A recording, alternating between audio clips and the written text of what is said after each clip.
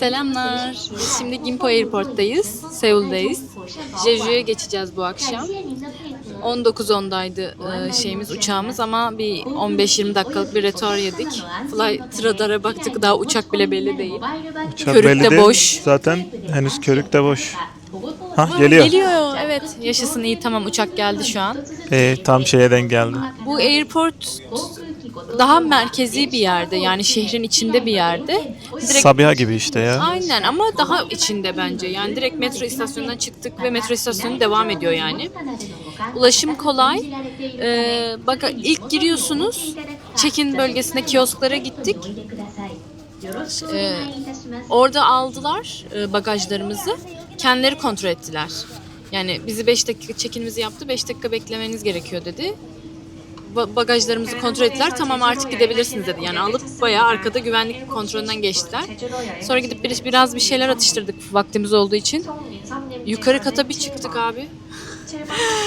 O kadar çok sıra vardı ki aha dedik, kaldık herhalde. Neyse ki bir baktık o sıra yemişiz, rötar yemişiz. Sıra da hızlı hızlı gidiyordu zaten. Evet, canım. bir de çok garip. Mesela kiosklar var. Kioskların başında polisler var.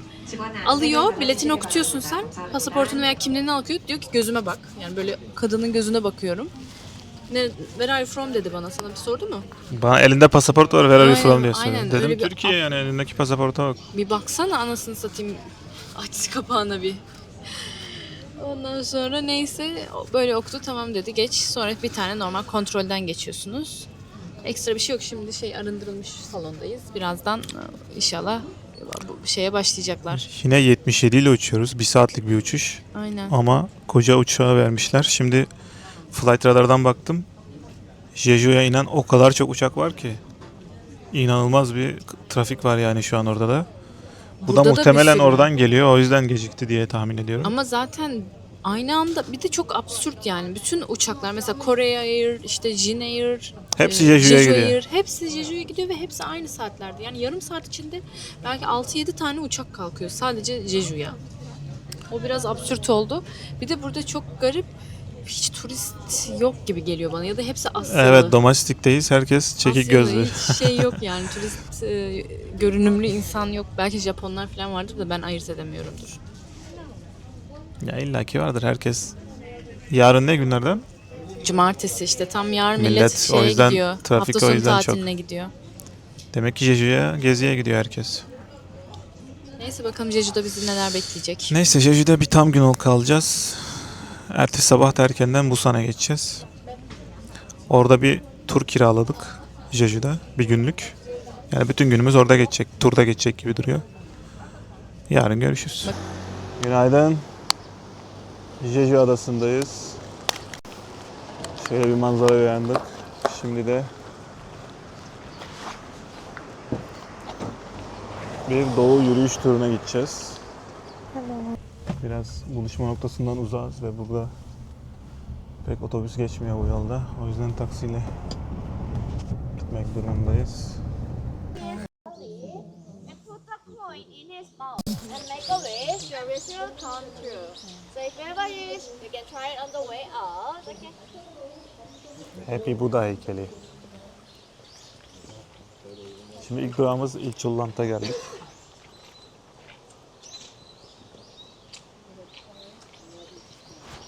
Yaklaşık 1 saatlik yolculuk sonrası. Şunun göbeğini elleyip ağzına para atabilirsen dileğin kabul oluyormuş. Really? Ya öyle dedi işte. Deneyelim. Dönüşte yaparız dedi. Günaydın arkadaşlar. Şimdi ilk durağımıza geldik. Incheon. Neydi? Söylemesi o kadar zor ki.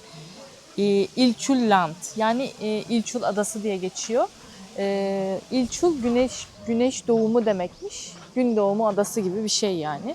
Şimdi bir tane buranın içindeki mağaraya gidiyoruz. Lavlardan oluşan bu büyük Hansan lavlarından oluşan bir mağaraymış. Evet. Şimdi burası 1700 metreymiş. Evet. Ama sadece 360 metresi turistik şeye açık. Aynayı görünce geri dön dedi. Aynayı görünce geri dönecekmişiz. Şimdi kadın yarım saat tabii otobüste bir sürü şey anlattı. Buranın özelliği kışın sıcak, yazın soğuk olması.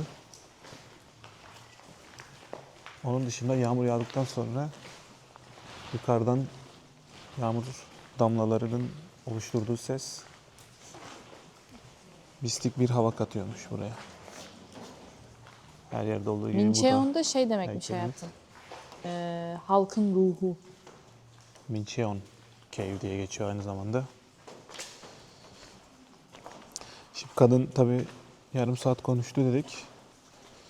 Bayağı Jeju Adası ile ilgili çok güzel bilgiler verdi.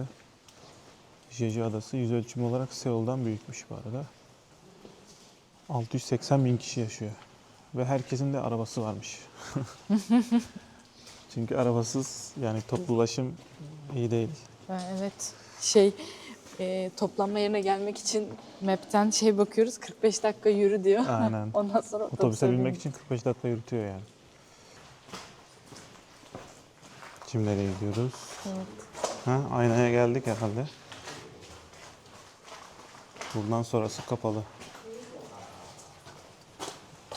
Bu nokta buranın son noktası diyor.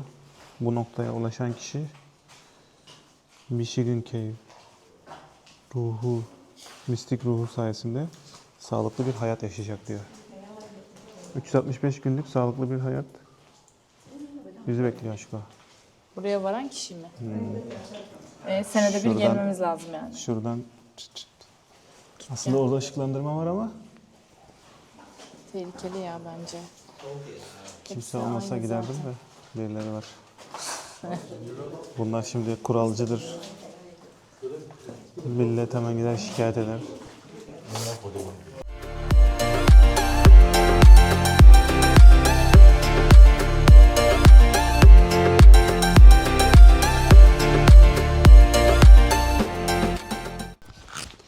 Şimdi bu arada 3 şey çok bulunuyormuş. Onlardan birisi taş. Taş çok bulunduğu için de böyle irili ufaklı, büyük, küçük, her köşe başına bir sürü heykelcikler koymuşlar. Bu heykelciğin adı da Dol Harubang.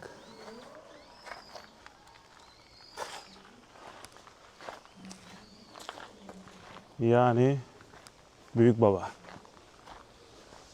İnşallah biri tarafından yakalanmayız ha. Bana koparttın bir tane. Yani ne olacak ya, dökülmüş zaten hepsi.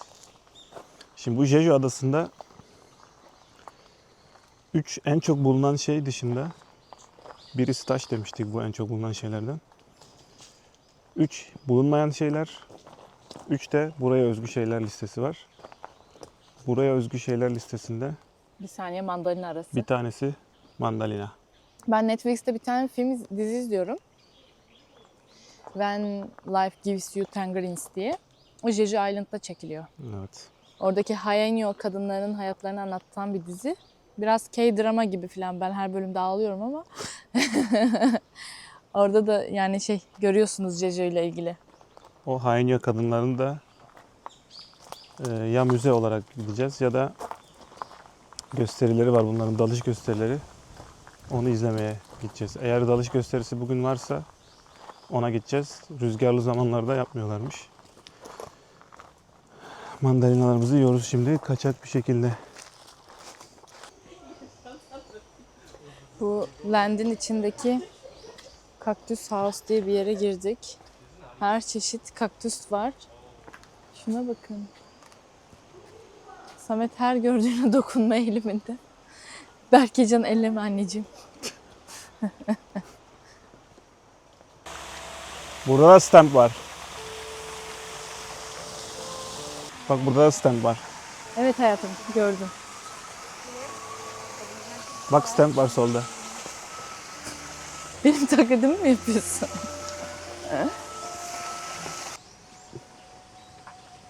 Asyan Santa Claus diyorlarmış buna. Hazır mısın? Göbeğine dokununca Duaların kabul oluyormuş. Böyle atamayız. Nasıl atacağız? Atanlar var. Ve Ve 2 param oldu. Görüyor musun? Dileklerim gerçek oluyor. milletin dileklerini şey yaptın şu an. İyi ki girdi. Perfect. Bu arada o parayı abi daha düşürdü. Aa, Bu arada parayı kendi cebinden almadı. Şuradaki paraları alıp milletin parasıyla dua ediyor arkadaşlar.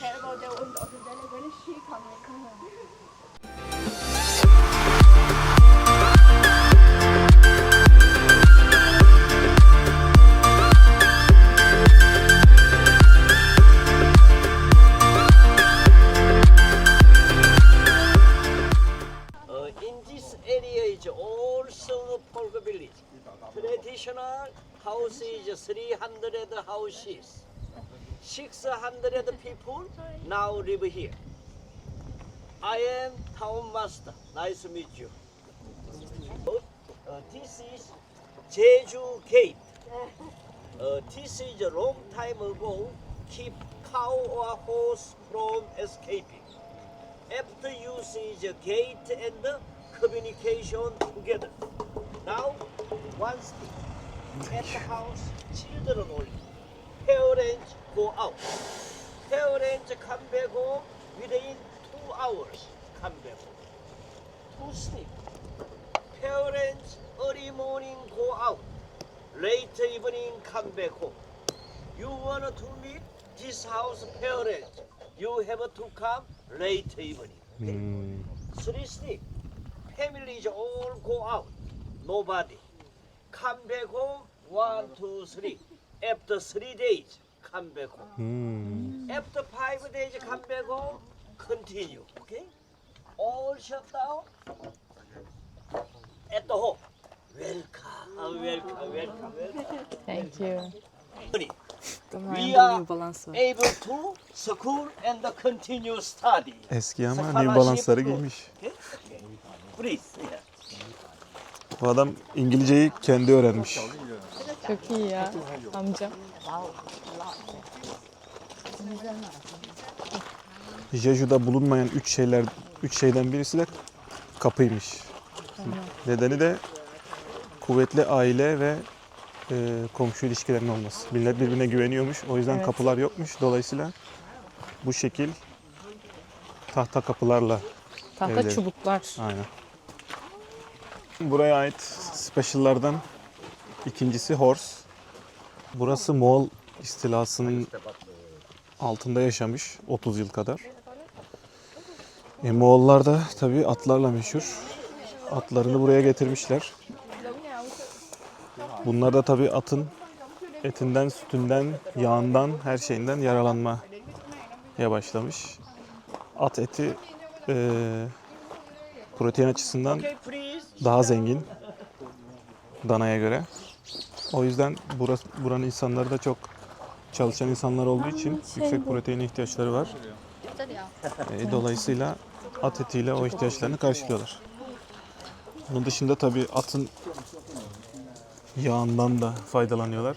Vücuduna sürüyoruz. Vücuduna yani. sürüyormuş korumak için güneşten ve rüzgardan.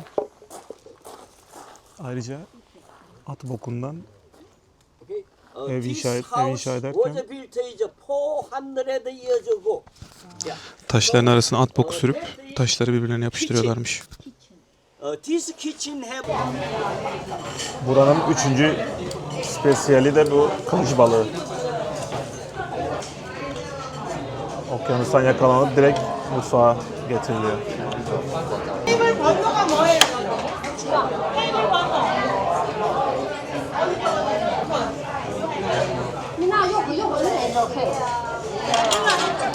Ablacığım bir sal bizi ya.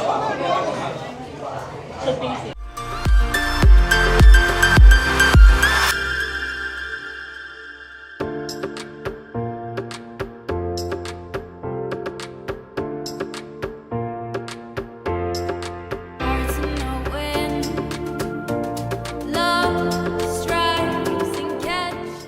Merhaba, şu an turumuzun 3. durağındayız. Selsobang Ilchulbong. Söylemesi çok zor. Ne demekmiş? İlçolbong zaten gün doğumuydu. Diğeri de kutsal dağ demek. Gün doğumunun burası 100 bin yıl önce oluşmuş. Volkanik patlamadan sonra oluşan bir dağ. En üstünde de krater gibi bir bölümü var. O güneş doğduğunda onun içinden doğuyormuş gibi gözüküyormuş. O yüzden bu şekilde bir isim vermişler. Uzun bir tırmanış alanı var. 20-25 dakika boyunca tırmanacağız dağın zirvesine. Bayağı da bir kalabalık ama hava çok güzel. Bence yani Kore için genel olarak bence bu mevsim fena değil.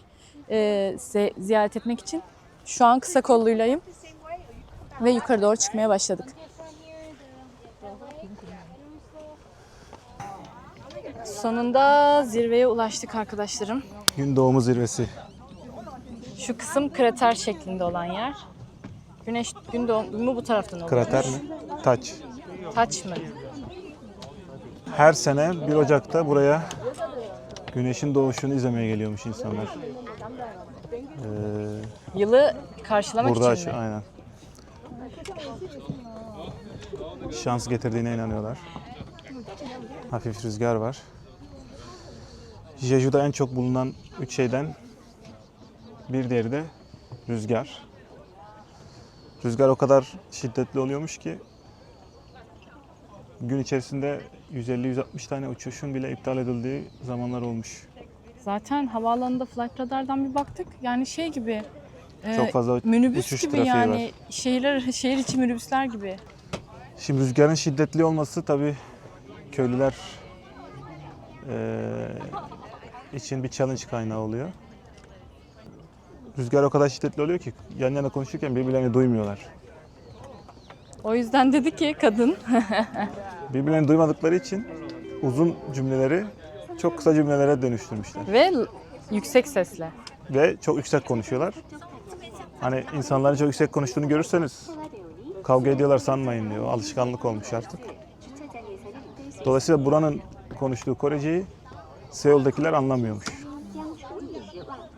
İşte köylü şivesi gibi. Yani evet. Ben de annemin köyündeki o kadar hızlı konuşuyorlar ki onların ne dediğini çoğunlukla anlamıyorum mesela.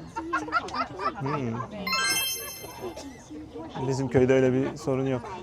Arapça olduğu için Kendinize göre bir Arapça işte. yerel Arapça. Yerel Arapça.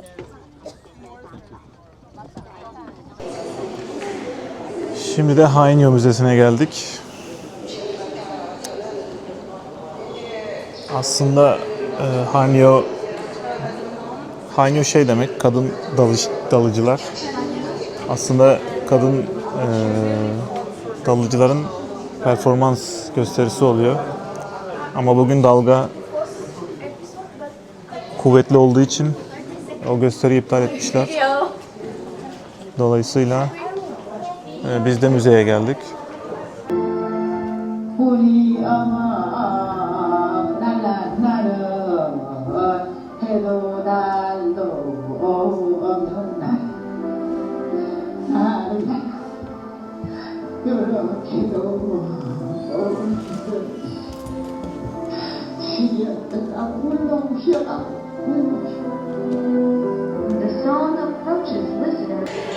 Tanıtım gösterisi bitti. Şimdi müzeye doğru ilerliyoruz. Tabii bu henyolar balık avlamak için okyanusun dibine dalıyormuş. 3 dakika kadar suyun altında kalabiliyorlar. Hiçbir dalış malzemesi olmadan tabii ki elleriyle balıkları yakalıyorlar. Rekor 10 dakikaymış.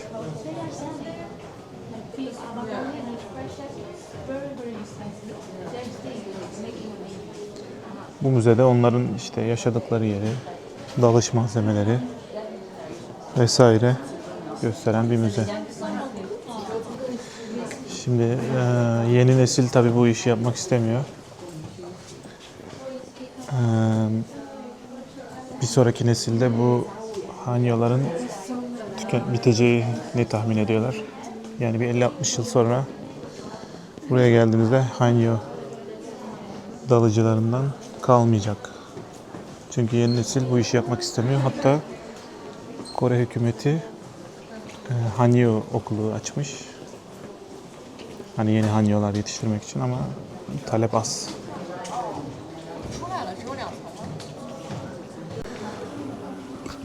Burası Bulteok dedikleri hanyoların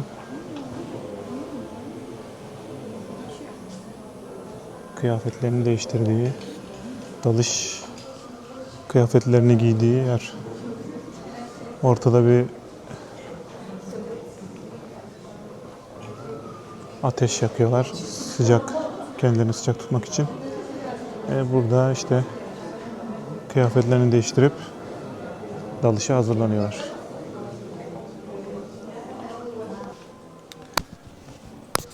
Bu da dalarken yanlarında taşıdıkları ekipman. Bunu suyun üstünde bırakıyorlar. Böylece nerede oldukları biliniyor. Altıda da file var. Dalıp yakaladıkları balıkları bu filenin içine koyuyorlar. İşleri bitene kadar balık da suyun içinde kalmış oluyor.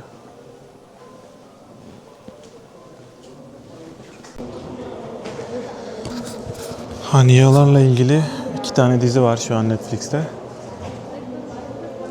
Bir tanesi When Life Gives You a Tangerines. Diğeri de Welcome to Samdalri. Bu 2 diziyi izleyerek hanyolarla ilgili bilgi sahibi olabilirsiniz.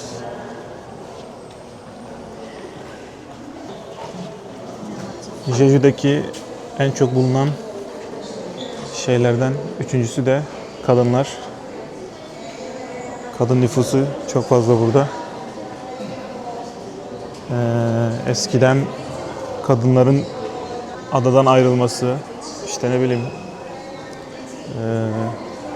avlanmaya gitmesi falan kötü şans getirdiğine inanıldığı için kadınlar adanın dışına pek çıkmıyormuş. Dolayısıyla o işleri de erkekler yaptığı için yani atıyorum balık tutmaya gidiyor ve rüzgardan dolayı hayatını kaybediyor. Bunun çoğunluğunu erkekler oluşturduğu için kadın nüfusu burada tabii ki artış gösteriyor. O yüzden üçüncü en çok bulunan şey Jeju'da kadın oluyor. Birincisi rüzgar, ikincisi taş, üçüncüsü kadın. Merhaba arkadaşlarım. Bugünün son durağı, yani daha doğrusu turun son durağı Hamdok Beach'e geldik. Burada da gördüğünüz gibi lavlardan oluşmuş taşlar var. Turkuaz bir rengi ve ince beyaz böyle camsı plaj kumu var. Tabii şu an hava denize girmek için uygun değil ama normalde plaj burası. Bayağı bir rüzgarlı gerçekten. Neden gösteri yapmadıklarını anlayabiliyorum. Doğu'nun en güzel plajı diyorlar. Jeju Adası'nın doğusunun. Biz şimdi doğu turu yapmıştık. Tabii bir de güney ve güneybatı turları var. Onlar daha çok şelalelerin olduğu. Bir de şu dikitler var ya, onların olduğu. Yani hep lavların oluşturduğu dikitler vardı. Onlar da vardı. Sütunlar. Oralara götürüyor Orası ama biraz maalesef daha doğal oluşum, doğal kaynakların olduğu bir turdu. Bu biraz daha kültürel, işte köyler, öbür kadınların gösterisi olsaydı o gösterisi veya müze. Öyle bir turdu. Zaten kız dedi 3 gün ayırın dedi Jeju'yu gezmek için. Bir gün bir tur, bir gün bir tur, bir günde bir ada daha varmış yakın bir yakınında. ada daha var. Oraya gidersiniz demişti. Biz adayı böyle bizim büyük ada gibi bir yer zannetmiştik ama burası çok korkunç büyüklükte, yani inanılmaz büyük. Çok fazla gelişmiş bir ada. Yani şöyle düşündük, aslında biraz daha zamanımız olsa 2 gün falan tura 2000'den 8.000 lira para vereceğimize şeyler tutabiliyorsun. Bir günlük araba kiralıyorsun ama şoförlü. O seni istediğin yere götürüyor. Belki o denenebilirdi. Ya Ama da onun kendine da günlük fiyatı en az 9.000 lira falan. belki şey yapılabilir ya da normal araba kiralanıp haritayla, Maps'le gezilebilir. Ama yine de Ama bir günde gezilebilir. gezilmezdi Kendin bence. hani tur guide olmadan da girebileceğin yerler zaten. Evet. Ve ucuz aslında girişler. Evet, girişler aşırı pahalı değil. Müzeye giriş 10.000 won. 1000 won. 1000 won muydu? 10.000 won gördüm sanki. Ben 1000 won diye hatırlıyorum. O dağa tırmanış 15.000 wondu. Biz bunlara 70.000 won verdik. Zaten bir dağ tırmanışı için bize bilet aldı, bir de müze için bilet aldı. Başka bir yer için bilet almadık. Gerisi yemek de dahil değil. Yemeğin parasını da kendimiz ödedik. Yani kendinizde gezebilirsiniz bence. Gerçi araba fiyatlarına bakmak lazım. Araba da günlük 2000-3000 lira falandır yani.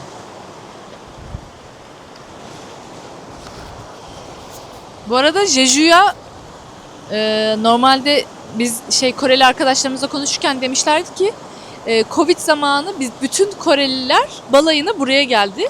Aslında güneyinde daha böyle 5 yıldızlı resort oteller de varmış balayı için değerlendirilebilecek.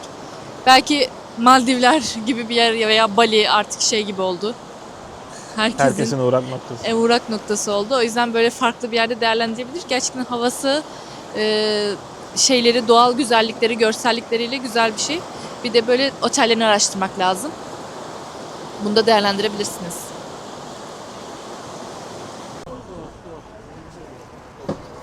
Dongmun Market'e geldik.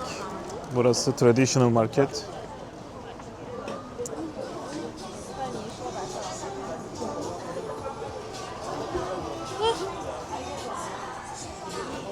Bizim tur guide 4 yere bırakıyormuş. Biz burayı tercih ettik. Akşam burayı da gezmiş olmak için. Yarın sabahtan Busan'a doğru uçacağız. O yüzden burayı da görelim dedik. Bu ne, mochi mi yine? Bunlar ne ya? Bu da bir tatlı bence. Burada çok fazla mandalina ve mandalinadan üretilmiş şeyler var.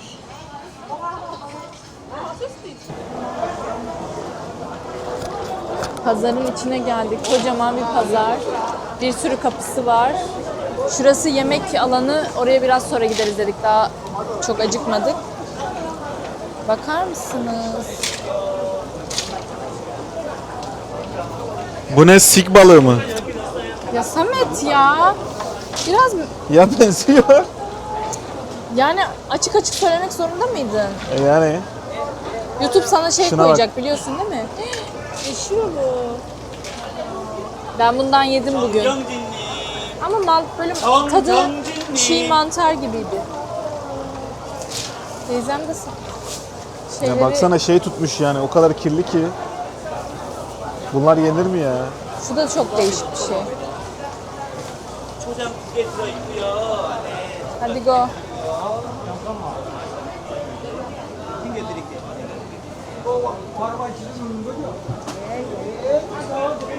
Yine bak balık yerine bak. Hepsini fileto haline getirmişler. Kuru balık mı bu? Bunlar kuru balık.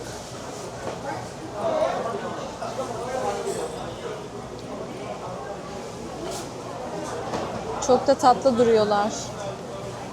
Bak yılan balığını kemer haline getirmiş resmen. Samet buradan hiç zevk almadı ya. Yosunlar. Bin bir çeşit.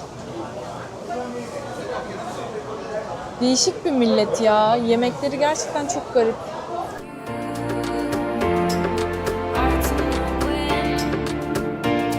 Love strikes and catches you.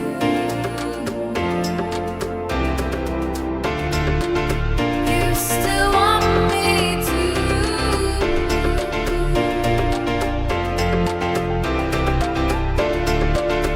You still want me to.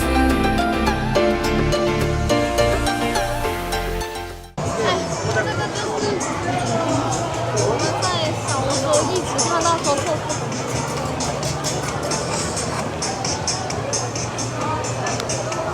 Pazarın vazgeçilmezlerinden yine sokak lezzetleri kısmındayız. En kalabalık yer yine buralar. Buradaki lezzetler daha farklı görünüyor Seul'dan.